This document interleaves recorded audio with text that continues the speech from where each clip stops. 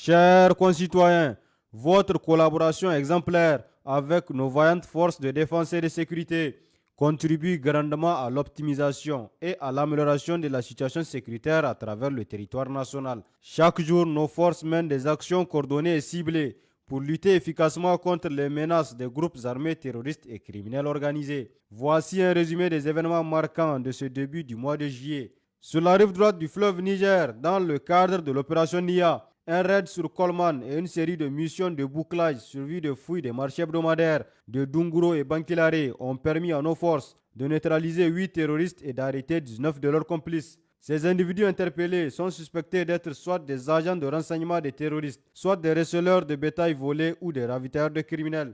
À Samira, le 2 juillet au soir, 21 fûts de cyanure précédemment saisis par nos forces ont été détruits sans incident. Le cyanure, produit chimique interdit au Niger en raison de ses propriétés nocives, provoque une douleur immédiate et sévère, souvent mortelle lorsqu'il est ingéré ou inhalé à forte dose. Malheureusement, il est utilisé dans la région pour exploiter l'or, ce qui représente un risque élevé de contamination des nappes phréatiques. En parallèle des opérations terrestres, les opérations aériennes se poursuivent pour neutraliser le groupe terroriste responsable de l'attaque de Tassia la semaine dernière. Le 1er juillet dernier, un drone a suivi un tricycle jusqu'à une base terroriste située dans une vallée boisée à environ 4 km au nord de Kokoloko. La cible a été immédiatement verrouillée et traitée avec succès, entraînant la mort d'au moins 20 terroristes et la destruction de leur logistique. Depuis l'attaque de Tassia, plus de 100 terroristes ont été tués. Dans la région de Tawa, dans le cadre de l'opération Shara, la lutte contre la contrebande se poursuit intensément avec des contrôles rigoureux sur les potentiels couloirs de passage.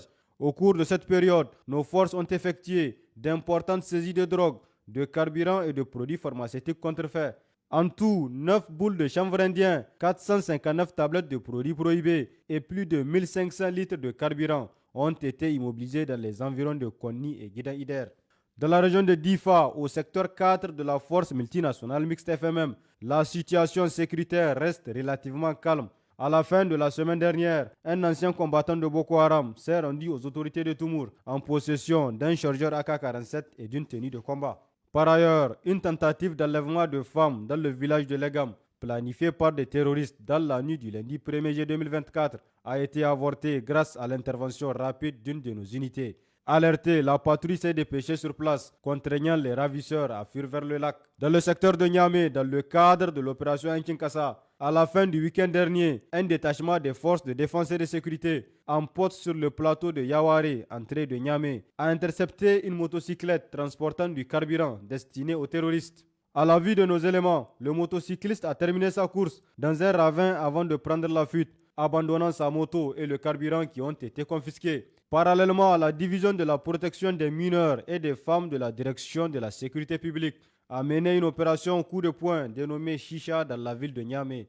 L'objectif de cette action est de lutter contre la délinquance juvénile et la dépravation des mœurs à travers un assainissement des places publiques, des boîtes de nuit et d'autres lieux de distraction des 5 communes de la capitale. Une importante quantité d'appareils, d'accessoires et divers objets a été saisie au cours de cette opération.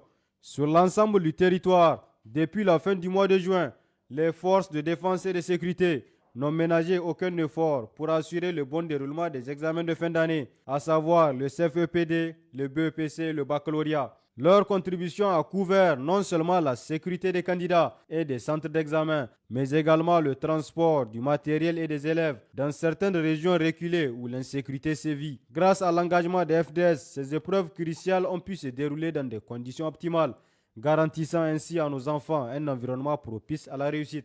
Chers compatriotes, les opérations se poursuivent dans l'unique but d'asseoir une paix pérenne et de contribuer au développement de notre cher pays. À ce titre, hâtez-vous à mettre dans la mesure du possible à la disposition des FDS des renseignements utiles et fiables. Ainsi, vous contribuerez assurément à améliorer la situation sécuritaire dans tout le pays. À cet effet, une ligne verte est mise à votre disposition. Pour les forces armées nigériennes, le 40-40, pour la police nationale, le 83-83. Vive le Niger libre et souverain, vive les forces de défense et de sécurité, vive les citoyens résilients engagés.